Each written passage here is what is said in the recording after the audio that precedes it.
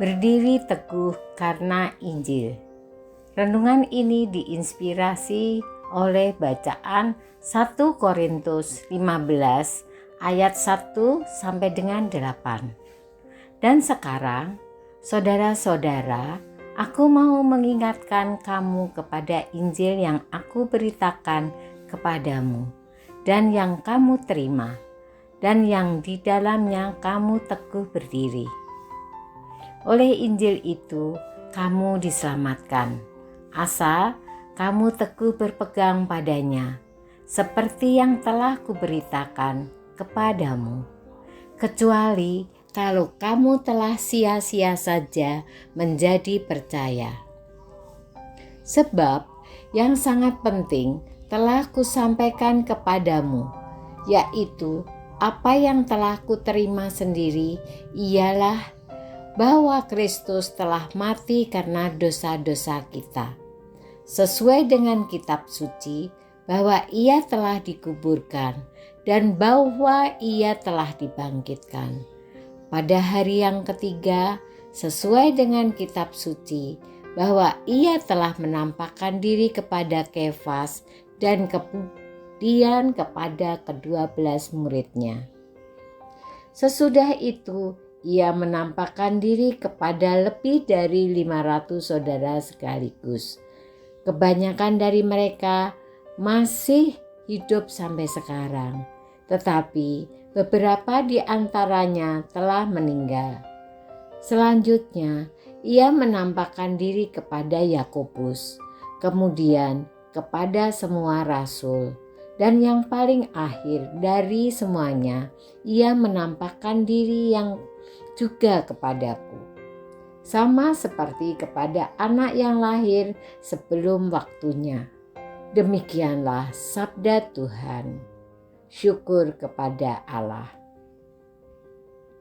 Injil merupakan sabda Allah yang dihidupi oleh putranya yang tunggal, yaitu Yesus Kristus.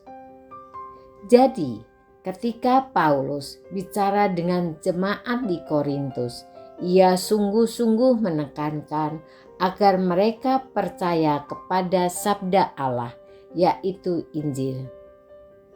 Injil bukan buku sejarah atau buku novel yang memenuhi emosi atau sekedar kisah yang diangkat oleh para pujangga. Injil adalah pegangan hidup kita, orang beriman, karena merupakan sabda yang dihidupi oleh Yesus sendiri. Paulus mengatakan kepada jemaat di Korintus dan juga kepada kita bahwa yang sangat penting telah disampaikan, yaitu bahwa Kristus telah wafat karena dosa-dosa kita, bahwa Yesus telah dikuburkan dan telah dibangkitkan sesuai dengan kitab suci, bahwa Yesus telah menampakkan diri berkali-kali kepada banyak orang. Orang hidup itu pasti ada jatuh bangunnya, kadang di atas dan kadang di bawah. Saya dan suami bila berdoa selalu memohon pada Tuhan untuk dijadikan penyalur berkat dari Tuhan bagi sesama yang membutuhkan. Doa tersebut terjawab. 10 tahun lalu kami membangun sebuah usaha kuliner dengan nuansa kedaerahan, bakmi Jawa dan wedangan, dengan mempekerjakan sekitar 10 orang, ditambah dengan para tetangga yang menjadi pemasok bahan mentah. Mereka merasakan berkat dari Tuhan juga. Namun, ketika pandemi COVID-19 menimpa seluruh ekonomi masyarakat, kami juga kena dampaknya. Kami terseok-seok untuk membayar gaji mereka. Kami mengistirahatkan sekitar 6 karyawan. Tinggal 4 orang kami maksimalkan. Itu pun juga masih berat. Kami bertanya kepada Tuhan, Kenapa kami menjadi penyalur berkat-Nya, namun kami terseok-seok hampir putus asa? Dengan sabda Tuhan dan menjalankan apa yang disampaikan Tuhan dalam bacaan hari ini, percayalah pada Injil, maka kami mulai bangkit. Para karyawan serta tetangga mulai mendapatkan berkat dari warung kembali. Sampai saat ini kami masih berdiri dan mampu mengembangkan warung hingga ke Bali. Semakin banyak berkat Tuhan dapat kami salurkan kepada yang membutuhkan.